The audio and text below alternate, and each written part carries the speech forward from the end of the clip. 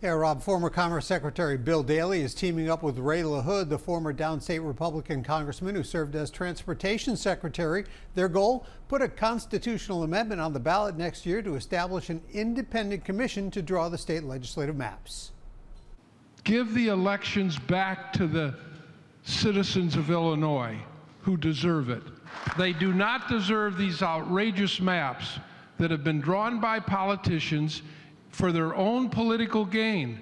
Ray LaHood and Bill Daley are co-chairing Fair Maps Illinois. They launched their effort before civic leaders at the Union League Club. It's a bipartisan effort to address the negative impact of gerrymandered state house and Senate districts by taking the hyper politics out of the map-making process. It is an attempt to get there, to get a better, fairer system. The goal of Fair Maps Illinois is to restore more power to voters to determine their representatives by putting a constitutional amendment on the 2026 ballot. That would establish a citizen-led committee to redraw the maps after the 2030 census.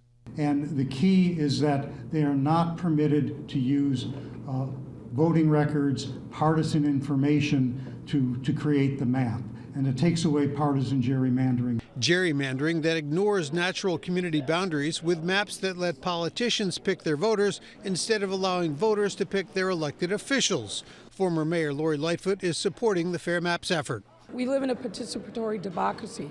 Less and less people are participating, and legislators believe that they need to be beholden to the people who are going to fund their campaign and not to the average voters. All the recent attention given to the remapping fight in Texas and now California could give the Fair Maps movement here a boost.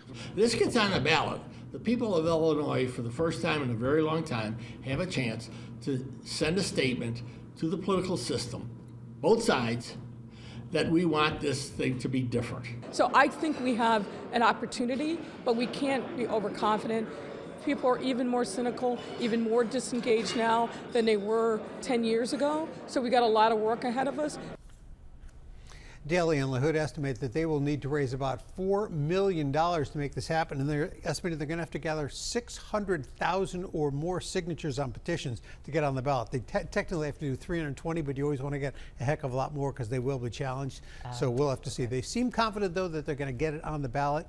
Then it'll be challenged in the courts. It's pretty fascinating to see all of them together working on a common cause. Yep. Yeah. Back in the time when politics was a little different than it is now. Okay, it is very interesting, Craig. Thank you. Yep.